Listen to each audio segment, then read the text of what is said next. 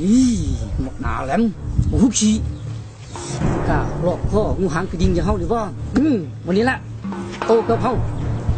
ต้องตายเป็นคนละข้างหนึ่งให้มันหูดำหูเขียวไปเลยอีโบแมนบอพิษมันต้องหูแดงหูดำเป็นไปเลยนี่โอ้มึงนั่งอยู่หันพอดีเลยนี่แหละมึงต้องตายกูแน่นอนนี่ฮัทเชื่อโอ้ไปจมควันมา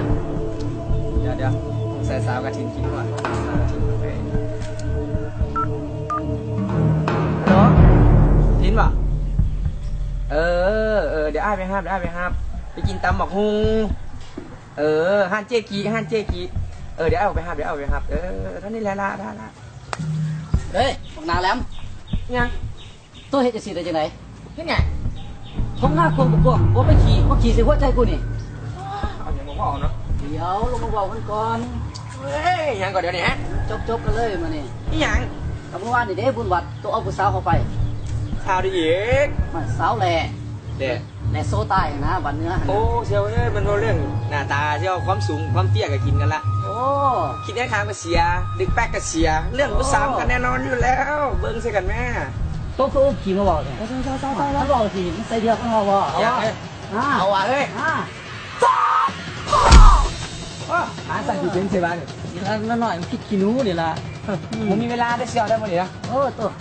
ไฮโต้3 วินาทีจบมาลงนาสักนาน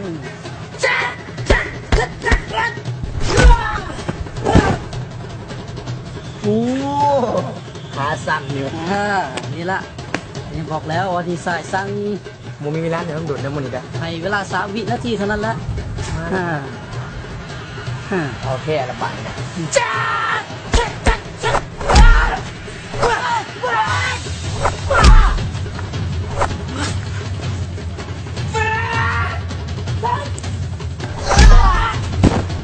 บอกว่าจะมาแข่งมึงพอไปใส่มานี่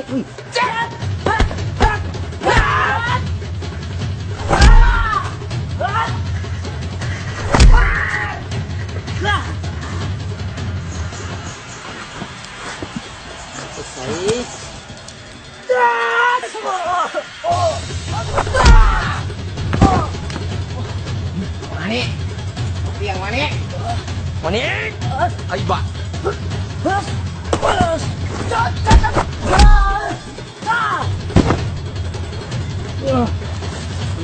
มานี่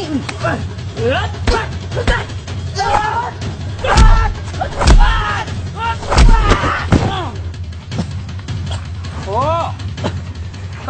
มึงยืนได้สุดแล้วมึงเนาะหมอรดน้ำไปดีนะมึงมา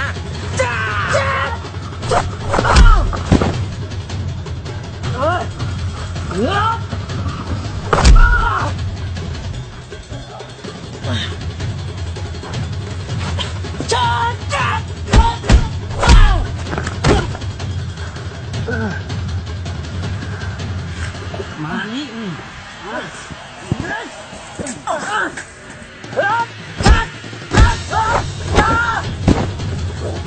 จบอ่ะโอ้ยังมีแห้งอยู่ป่ะนี่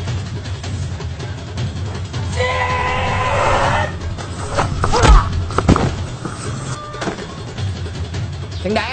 โอ้ยฮักกับพ่อละหมูเชียวบอยเดี๋ยวยังว่ามีนัดไปกินตำบักหุ่งน้ำมือสาวแถวก็มีนัดที่กันบ่เนี่ยยังเขาก็มีนัดที่กันบ่เนี่ยไปแคมป์ของก็แพ้กับสาวตัดลีนาเว้ยสาวนกห้องกันนะระดับตัวนะสาวนกห้องกันนะดีเมื่อหน้าถ้าตัวยังมีปัญหาอย่างมึงมาเคลียร์เขาได้จ้ะได้เขาพร้อมเสมอเดี๋ยวมียังเรื่องสาวแหล่โซตายนะเป็นยังนี่แท้โมเมนต์เขาเอาไปจ้ะใครล่ะไอ้พุนกับไอ้ก้อยฮะนะอีกละไปเชียร์กันเองโอ้ยโอกาสหน้าเดี๋ยวชาวมุ่งมาถึงกีฬาน้ำได้เตรียมทีด้วยเตรียมทีไว้